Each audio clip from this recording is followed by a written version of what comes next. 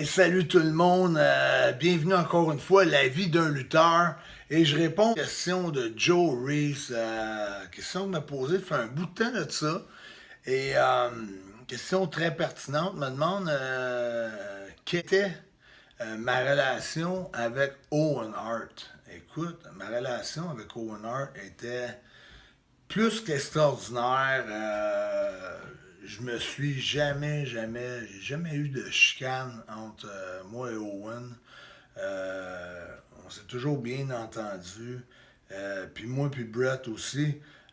Juste que c'était complètement deux personnes différentes. Owen, c'est un peu un ribber, mais c'est pas un ribber style les Steiner Brothers ou style euh, les British Bulldogs, Dynamite Kid. C'était plutôt. Je vais vous donner un exemple, une anecdote. À un moment donné, on était dans un aéroport. Ça fait longtemps qu'on est sur la route. Je me souviens pas on est où. Et là, Jacques, lui, avait laissé son manteau sur une chaise.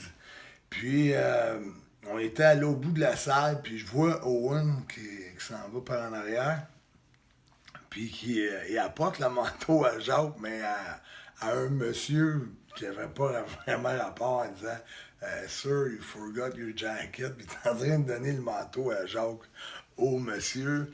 Et Jacques voit ça, puis lui, vraiment, il a été comme, comment on pourrait dire ça, marqué et même quasiment traumatisé de l'histoire de Dynamite Kid.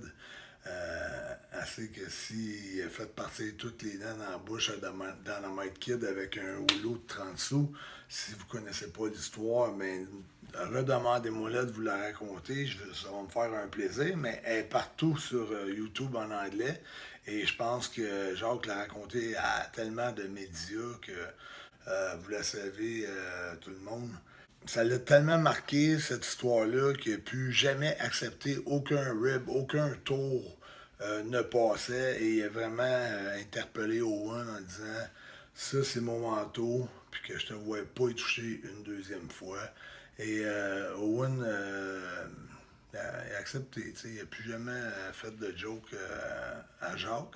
Mais moi, il m'en a jamais fait. Puis on avait un peu un parcours similaire. Il avait évolué pour la Catch Wrestling Association de Otto Vance en Allemagne, et moi aussi.